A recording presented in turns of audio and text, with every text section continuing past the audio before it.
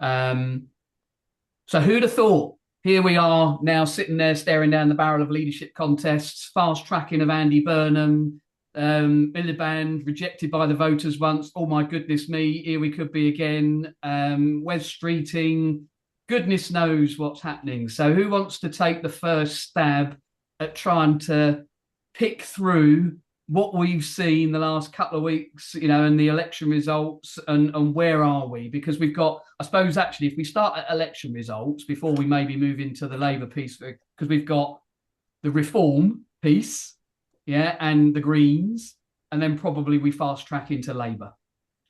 Well, let's start with the local elections. If you look at the analysis, the reform lot did well in those parts of Britain that are generally depressed. They're Brexit Britain, they are old Britain, and they're poorly educated Britain. And so they buy the Farage bullshit. Other bullshit is available, Roger. Mostly sponsored by Zach Polanski, we should probably say. But in fairness, the reform didn't do as well as they might have done if the elections were maybe 6 months ago. Yep. Conservatives maybe didn't do as badly as they might have done if it had been 6 months ago. There's obviously a trade-off there. Green Party, good, but not as good as it could have been. Polanski's been on a bit of a wave.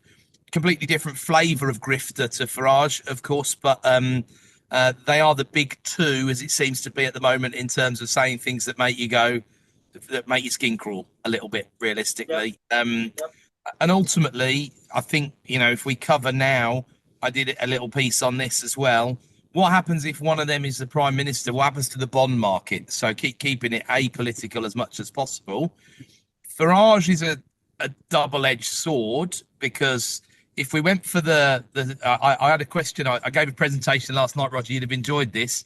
A chap who basically regurgitated the defence for Liz Truss. Yeah. At which point I nearly lost my mind, but I went through a fairly systematic diary of actual events of what happened around Liz Truss's election and the mini budget and quantitative tightening, and how the bank didn't screw her over at all, realistically. Not that the bank handled it brilliantly, but really the reasons why Truss's policy, Liz thinking she was Margaret Thatcher by doing what she did, was a silly mathematics apart from anything else, let alone the checks and balances piece, right? So Farage, the one half of the Reform Party that wants to do the Liz Truss budget, cut tax at all costs, let's call it, right? They just want to pay less tax. That would be a disaster. 6+% bond yields. Yep. The reform that has said, no, we'll make the savings first before we do the giveaways and blah, blah, blah. That's the sort of language the bond markets will quite like, I think. Yep. Polanski doesn't have any language at the moment that the bond markets would like. I would expect we would see more like 7% or 8%, depending on how aggressive he got. A real genuine gilt meltdown. And I fear as to what would happen in that case. I suspect the Bank of England would have to intervene and get stuck in. And actually, if we did see the longs at like 8%, it might be a good idea for the Bank of England to buy some, because we might make a few quid out of it for a change rather than losing money in these situations. But there we go. I digress slightly. But the future of the interest rate on the back of that, when we think about, and surely whether it is, and we'll get on to Burnham, Rayner and all the rest of them, surely these guys are clinging on with their fingernails, a bit like we thought that the Conservatives were going to do, and then Sunak surprised us and called an election 6 months earlier than he needed to. So with that in mind, 2029 maybe doesn't look great for bond yields.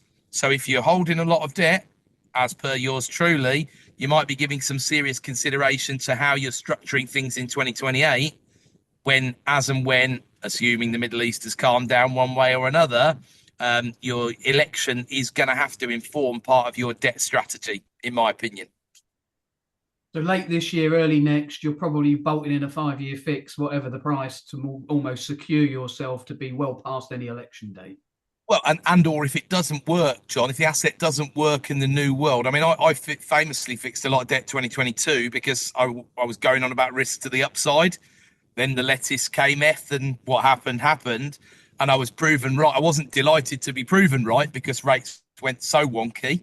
But ultimately, I'm still holding a lot of stock at 3 point something percent debt that at 6.25, it doesn't excite me to hold that stock. There's very little of the, it's still going to make money. I'm still bullish on the capital growth, but I might as well sell some of that and repurpose some of that capital in other property or maybe even in other ventures, right?